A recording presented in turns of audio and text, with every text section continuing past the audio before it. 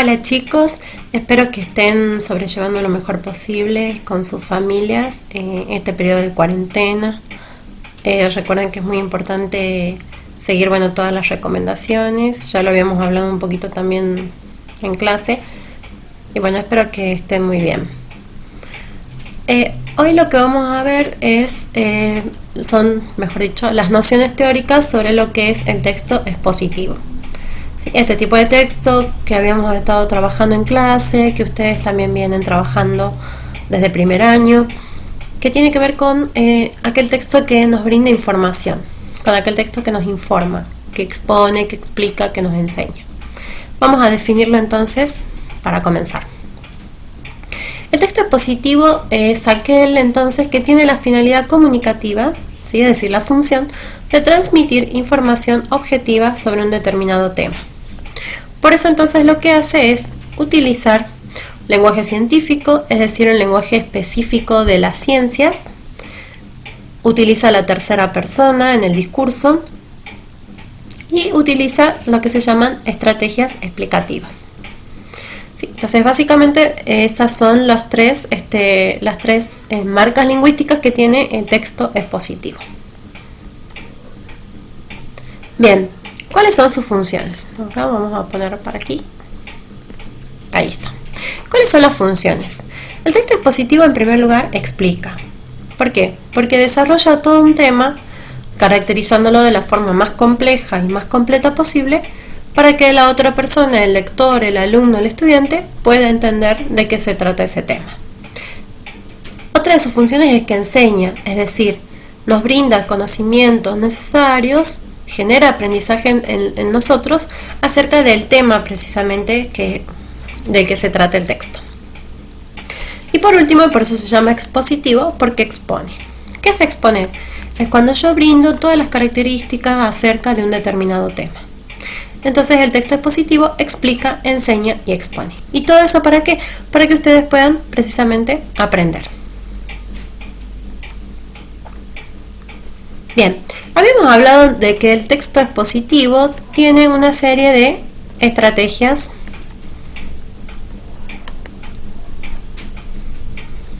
está medio complicado,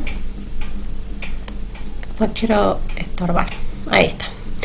Una serie de estrategias explicativas. Es decir, ¿qué es una estrategia? Son esas herramientas, esos elementos que yo voy a utilizar para conseguir algo. En el caso del texto expositivo, son aquellas herramientas que yo voy a utilizar para precisamente explicar mejor de qué se trata el texto que estamos trabajando. Una clase es un texto expositivo. ¿Por qué? Porque el profe lo que hace es explicar de qué se trata el tema que están viendo. Entonces, para eso vamos a utilizar distintas estrategias. La primera de las estrategias es la definición. ¿La definición qué es? La definición es el uso de conceptos. Un concepto es definir, decir qué es algo, ¿sí? Precisamente por eso responde a la pregunta ¿qué es o qué son? ¿Con qué marcadores lingüísticos me encuentro? Con los verbos de existencia, porque son aquellos verbos que me pueden decir, delimitar cuál es el objeto de estudio de ese texto expositivo. Otra de las estrategias es la comparación. ¿La comparación qué hace?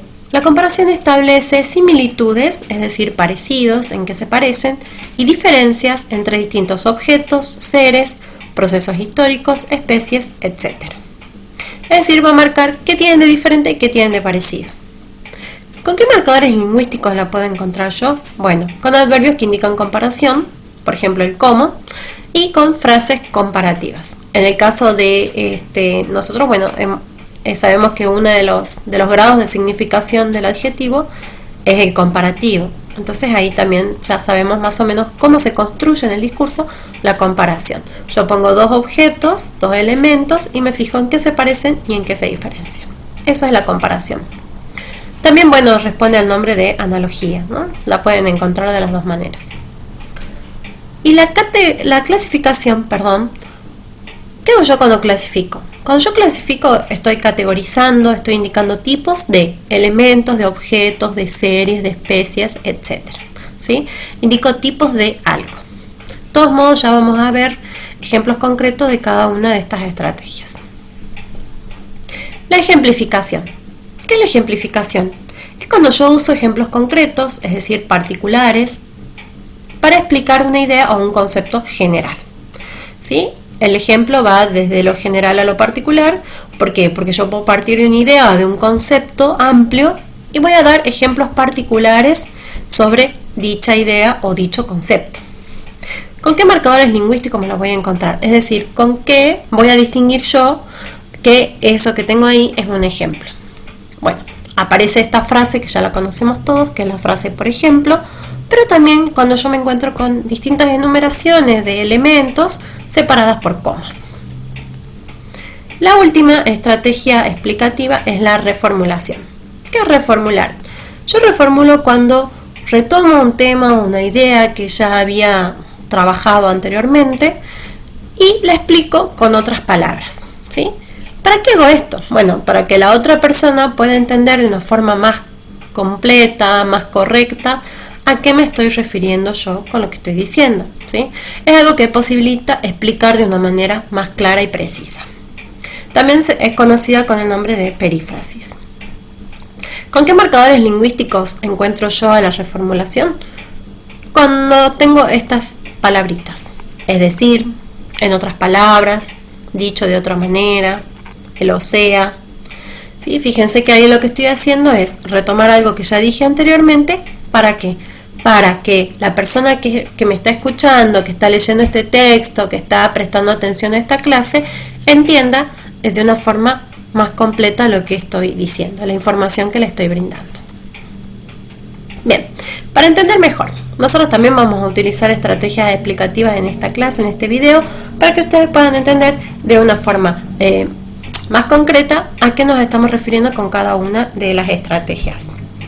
Entonces acá yo les traigo distintos ejemplos de las estrategias explicativas para que las puedan entender mejor. Definición. Bueno, en este caso tomé una definición de qué es historia. ¿Y qué me dice esta definición?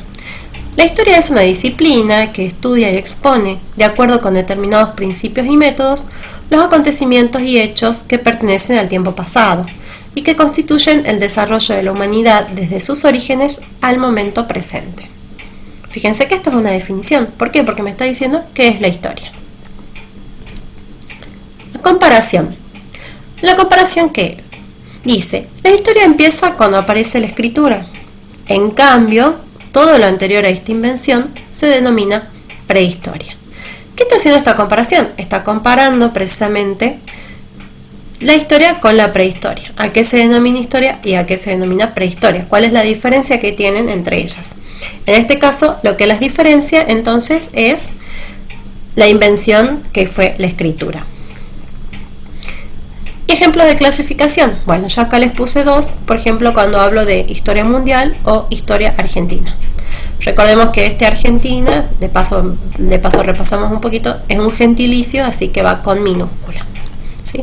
Pero bueno, a ver, acá cuando yo estoy diciendo historia mundial, historia argentina, estoy indicando distintos tipos, ¿sí? O si hablo de revolución industrial, revolución francesa, también son tipos de revoluciones que hubo. Eso es clasificar. Cuando yo tipifico, indico tipos de algo.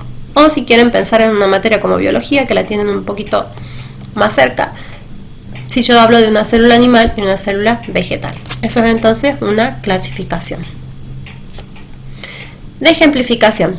Yo acá se los armé completo para que puedan entender de dónde surge ese ejemplo. Dice, el mundo estuvo atravesado por muchas revoluciones que cambiaron la percepción del mismo. Por ejemplo, la revolución industrial. Fíjense que yo acá parto de un concepto general, de que es el concepto de revoluciones, ¿sí? Que han cambiado la percepción del mundo, y después doy un ejemplo particular que es la revolución industrial, en este caso.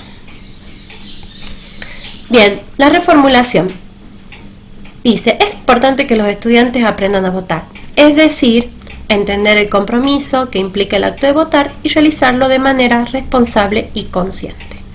Fíjense que yo acá estoy utilizando una frase, es decir, que me está aclarando a qué se refiere con esto de es importante que los estudiantes aprendan a votar.